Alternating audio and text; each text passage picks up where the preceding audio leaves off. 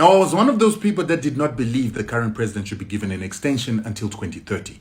First of all, I believed that it was going to cause a constitutional nightmare. Number two, ZANU-PF was not doing a good job to explain why the current president should go until 2030. And we had the nightmare of Robert Mugabe, who overstayed his welcome. And I did not want this for the current president's legacy. Then I listened to this man. Zimbabwe #1 tourism destination. Yakavotekwa neForbes kuti isu tava #1. IMF indobayati Zimbabwe is the fastest growing economy in the region. Now you have to understand that the 2030 agenda has been communicated by very capable communicators. Ambassador Mutsvangwa, Themba Muliswa, and Dr. Marapira. But the problem is they just didn't articulate it and promote it in a manner that wins hearts and minds, the way this man, Kuda Tagwire, an advisor of the president, one of 3 business people that have actually been sanctioned by the United States for assisting the Zimbabwean government when it was isolated by sanctions. What Dr. Tagwire did with this speech is he won hearts and minds. And the reason he won hearts and minds is that he took us on a journey to make us understand what President Mnangagwa has done for Zimbabwe from 2017 to 2025.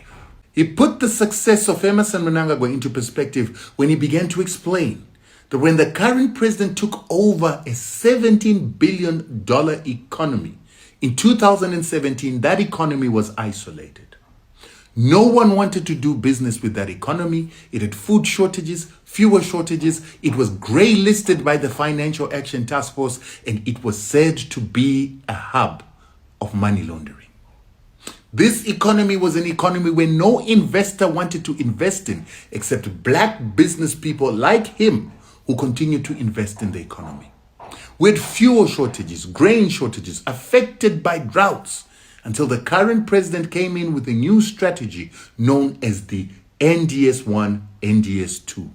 This means the National Development Strategies 1 and 2, which began to look at Zimbabwe. Number 1, stabilizing the economy, stabilizing the country, beginning to import substitutes so that we don't continue to lose the foreign currency that we're losing, ensuring that we build reserves for the country and that we begin to sophisticate our mineral resources.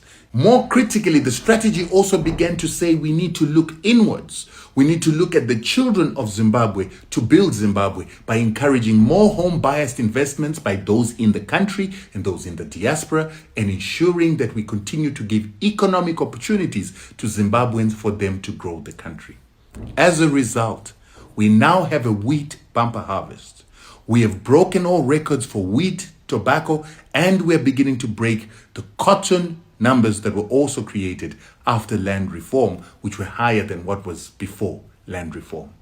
The country has also begun to get a surplus in trade, which has given us a reserve of foreign currency.